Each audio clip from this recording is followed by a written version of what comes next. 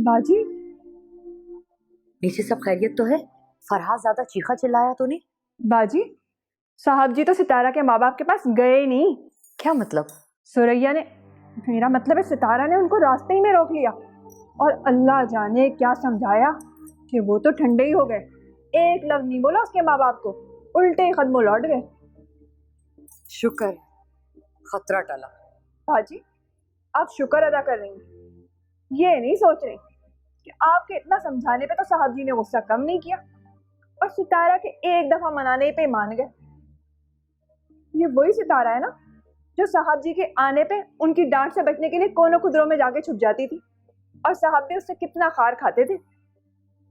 मैं फरहाद को बहुत अच्छी तरह से जानती हूँ, वो दिल का बुरा नहीं है, बस जरा गुस्से का तेज और जबान का कड़वा है।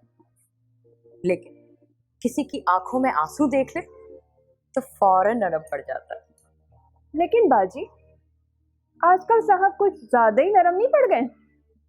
ये क्या बकबक कर रही हो तुम? मैं तो शुक्र अदा कर रही हूँ कि फरहाद ने सितारा के वो चर्सी बाप पर हाथ नहीं उठाया। कोई बदमज़गी हो जाती, सितारा के दिल में अपने माँ बाप के लिए मोहब्बत जाग जाती, वो चली जाती उनके साथ, हमारा तो नुकसान हो जाता ना। वैसे भी फरहाद इतना बेवकूफ नहीं कि अपनी फिल्म रुकवा दे।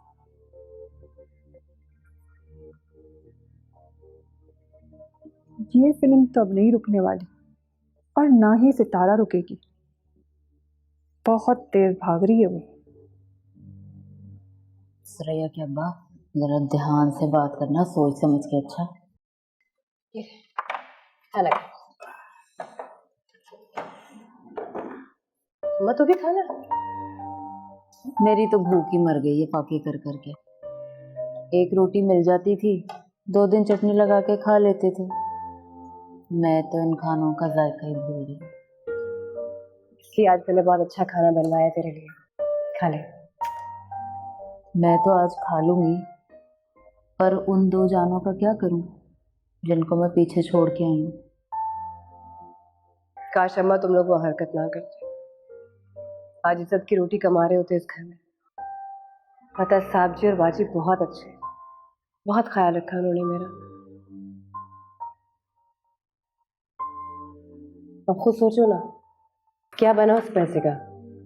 फाकों पे आ गए हो ना। बस सुरैया, गलती हो गई। मैं ना तेरे बाप की बातों में आ गई थी। वैसे सच ही कहा है किसी ने, हराम की कमाई कभी किसी के पास नहीं रहती।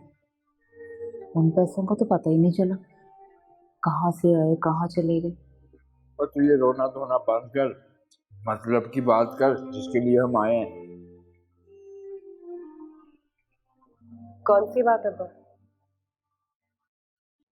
कहीं तो मुझे घर ले जाने की बात तो नहीं कर रहा? अब्बा मैं कहीं नहीं जाऊंगी। तुझे पता है ना मैं साहब की फिल्म में काम कर रही हूँ, और अगर काम ना भी कर रही होती तो भी इस घर को छोड़ के कभी ना जाती। तो ना जा, इधर गैरों को कमा कमा के खिला।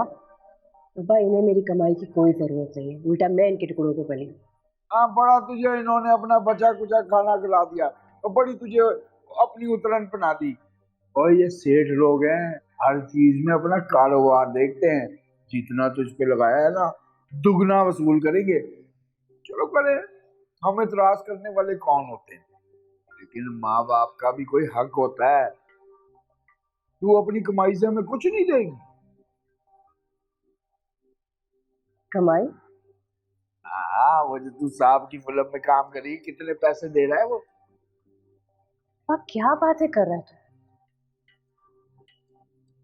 सुरैया, हम जाहिर गवार सही, पर इतना तो हम भी जानते हैं कि ये फिल्मों में काम करने वालियां ये लंबे लंबे नोट कमाती हैं। इतने ऐशो इशरत ऐसे थोड़ी ना होते हैं उनके। तो भी तो हजारों में कमा रही होगी ना।